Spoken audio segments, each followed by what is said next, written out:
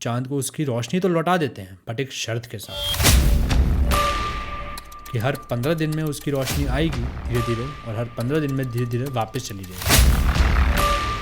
भगवान विष्णु ने उसके 2 हिस्से कर दिए, एक बन गया राहु, एक केतु। मून अर्थ की एक सैटेलाइट जो हर 15 दिन में अपनी लाइट को धीरे धीरे लूज कर देती है और फिर वापस 15 दिन में धीरे धीरे वापस पाती है।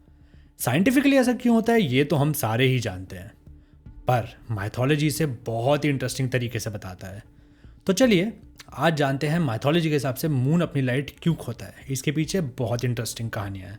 तो चलिए शुरू से शुरू करते हैं। ब्रह्मा के पुत्रों में से एक थे दक्ष प्रजापति। ये वही थे जिनसे सारे संसार में जीव जंतु इनमें से निकल के आए हैं, और माता सती भी इन्हीं में से निकल कर आई थी। पर वो एक अलग कहानी है जिसको अलग कहानी करके एपिसोड में हम कवर करेंगे। खैर वापस आते हैं इस कहानी के ऊपर। और तो दक्ष प्रजापति की 27 बेटियां और थी। उनकी शादी चांद से करवाई जाती है एक शर्त पर कि चांद हर बेटी को इक्वल प्यार करेगा। पर शादी के कुछ साल बाद उनकी बेटियां रोते हुए वापस अपने पिता दक्ष के पास आती हैं और उनको बताती हैं कि एक बहन से चांद कुछ ज़्यादा ही प्यार करता है, और वो थी रोहिणी। बहनों की कंप्लेंट ये थी कि चांद रोहिणी नक्षत्र में कुछ ज़्यादा ही चमकता है और वहीं पे ज़्यादा टाइम रहता है। वो दक्ष चांद को श्राप दे देता है। ये कहता है कि उसकी रोशनी खत्म हो जाएगी। चांद ब्रह्मा के पास जाता है गुहार लगाने। ब्रह्मा चांद को कहते हैं कि तुम 1 करोड़ बार मृत्युंजय मंत्र का पाठ करो। चांद बैठ जाता है इस पाठ में। 1 करोड़ बार पाठ पूरा होता है और भगवान शिव दर्शन देते हैं और चांद को अपनी जटाओं में स्थान देते हैं, जिससे उसकी रोशनी हर 15 दिन में धीरे धीरे वापस आती है और फिर 15 दिन में धीरे धीरे चली जाती है, और ये साइकिल चलता रहता है। बट आप ये जान के अमेज होंगे कि ये वही जगह है जहाँ आज की डेट में सोमनाथ का मंदिर है। और तो और ऐसा भी कहा जाता है कि वहाँ एक स्तंभ है जिसे कहते हैं बाण स्तंभ, और उस स्तंभ की खासियत ये है कि उस स्तंभ से सीधा साउथ पोल तक बीच में एक भी लैंड मास नहीं है। ये उस टाइम भी लोगों को पता था ना, स्ट्रेंज। खैर स्टोरी पे दोबारा आते हैं।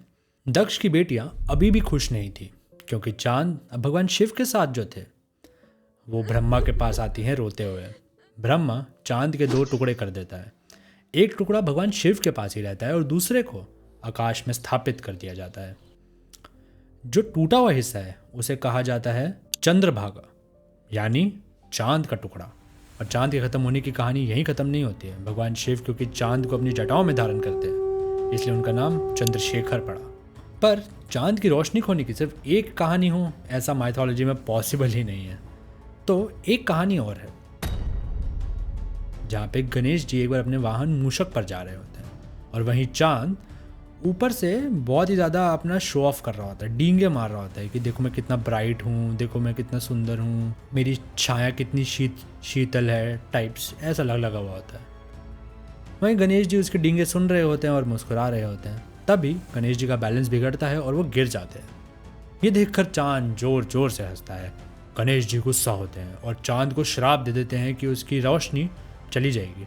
चांद गुहार लगाता है कि प्लीज़ मेरी रोशनी मुझे लौटा दो, मेरी रोशनी मुझसे मत लो।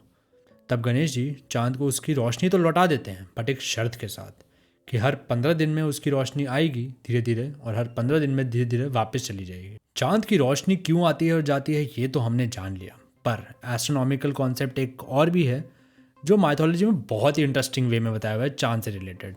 वो है एक्लिप्स। तो हुआ कुछ ऐसा था, जब समुद्र मंथन हुआ तब समुद्र में से कई औषधियाँ निकली और उनमें से एक था अमृत। अमृत को भगवान विष्णु के मोहिनी अवतार ने देवताओं में बांट दिया, बट एक असुर भी था जो देव बनकर देवताओं के बीच बैठ गया था। और जब सूरज और चंद्रमा ने उसको देखा तो भगवान विष्णु को उसके बारे में बता दिया, और उसी समय भगवान विष्णु ने उसके 2 हिस्से कर दिए। एक बन गया राहु, एक केतु।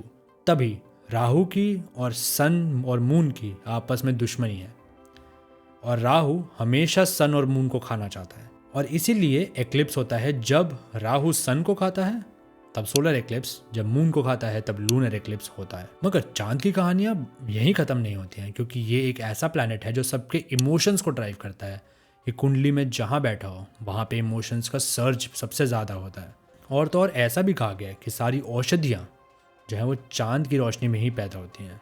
सूरज की रोशनी में नहीं, और हम सबके प्रिय भगवान श्री कृष्ण भी चंद्रवंशी ही थे। तो दोस्तों, ये है कहानी इस बार के कहानीकार की। मिलते हैं अगली बार एक नई कहानी के साथ। तब तक के लिए लाइक, सब्सक्राइब एंड शेयर कहानीकार।